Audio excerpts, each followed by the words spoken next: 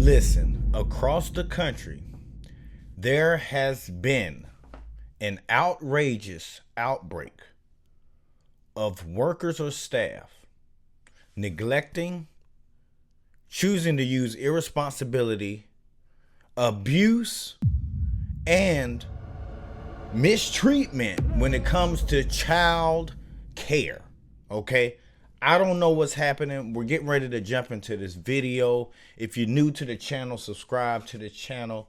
But let's go, man.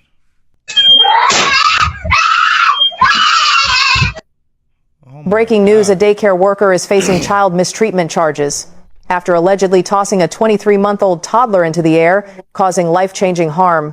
Investigators say the worker threw the toddler up for fun, but failed to catch the child. Jeez. The toddler fell headfirst onto a hardwood floor, and the worker reportedly lost balance and fell on top of the child. The child was rushed to a hospital with a traumatic brain injury, a concussion, and hearing loss. The case is a reminder that a few reckless seconds can change a child's life forever. Parents are urging daycare providers to use the highest care, saying play should never put safety at risk. Police later arrested the worker on an intentional child mistreatment charge. You do not play like that with children. Use a baby doll, okay? Use a freaking baby doll. Why are you throwing a real life child up in the air for fun? Like that, it's just crazy. This child now has brain trauma, got a brain injury. Man, come on. A concussion? What are we doing out here, man? Oh my gosh. If you think that last story was wild, look at this next one. Oh my gosh, bro. A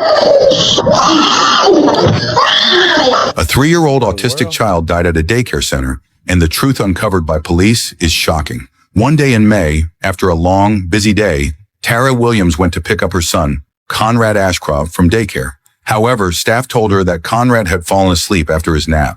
When Tara found him, he was lying face down under a thick blanket, completely motionless. When emergency responders arrived, they found his body stiff and cold, indicating that he had been dead for hours. The police investigation revealed that Conrad was punished for refusing to take a nap. A staff member reportedly sat on him until he stopped moving. Reports also indicate that the daycare had received multiple complaints about similar issues, more than once. However, the daycare director has consistently claimed that staff actions fully complied with proper procedures. The daycare center has now been temporarily shut down, but so far no one has been held criminally responsible. Let's seek justice for Conrad. Justice for Conrad, man. That's crazy. You sat on this child? Like, you punished them because they didn't want to take a nap? I know back when I was in daycare, I didn't want to take a nap. I was always up. I had too much energy. I was a little boy. But to punish this child because they didn't want to take a nap, didn't sit on them, and then it to end in the unalivement. You got the child face down. Like, oh my gosh. Talking about abuse. Talking about neglect, man. What's happening in America? Like, what's really happening, y'all? For real.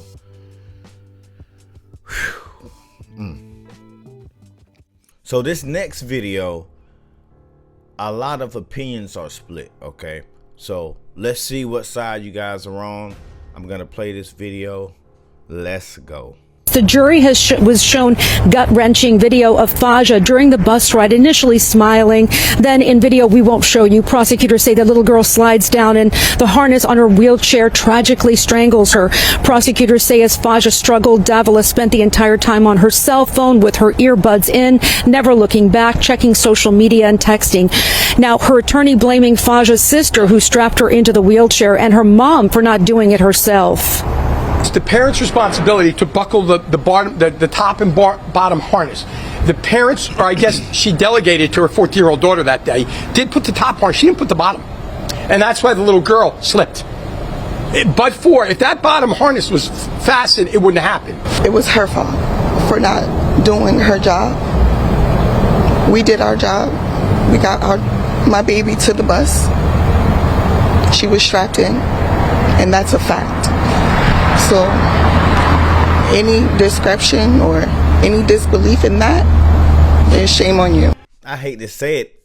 It was both of y'all fault, okay?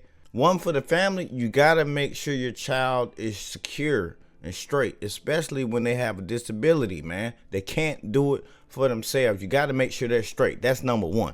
Number two, how is the guy gonna get up there and say that it is the mother's fault and her sister or whoever because they didn't strap her in correctly? As a caregiver or caretaker, as somebody who was supposed to be supervising who's on the bus, it was their fault too. Like, you supposed to make sure whoever riding you is secure. So when you get that lap belt and you wrench it around and you fasten it in, you make sure everything is secure. You make sure the brakes are locked. Okay, some have front and back. You make sure the seatbelt is going across. They even have one that goes around the lap from the ground all the way down to the other side of the ground. So if you were paying attention as the staff, you would have noticed her little chest harness is unbuckled. But no, you couldn't do that because you were on your phone. You couldn't do that because you was on social media. You couldn't do that because you had earbuds in your ear. Like, the level of neglect in that situation is diabolical work. God dang, man. I mean, what's going on? Like I said before, what is happening in America, okay?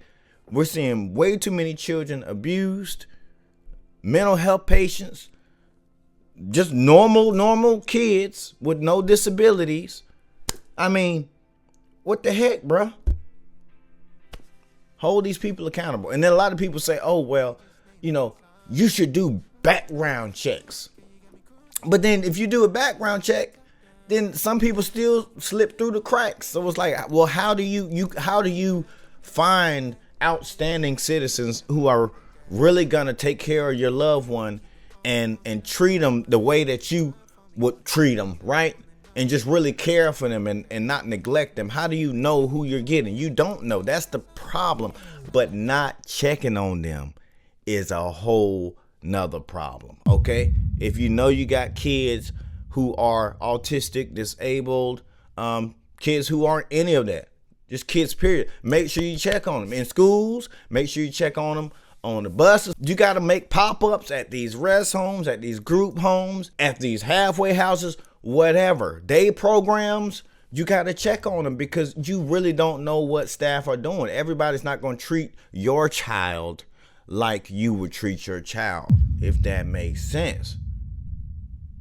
But man, this is a sad, sad world, man. I'd like to know what you guys think about this video. Wow. Yeah, sound off in the comments down below, man. If y'all got any content y'all want me to do, just shoot it down in the comments. But hey, without further ado, it's your boy Q. Don't forget to like, comment, subscribe if you're new to the channel. All right, I'm out. Anyway, baby, just name the time.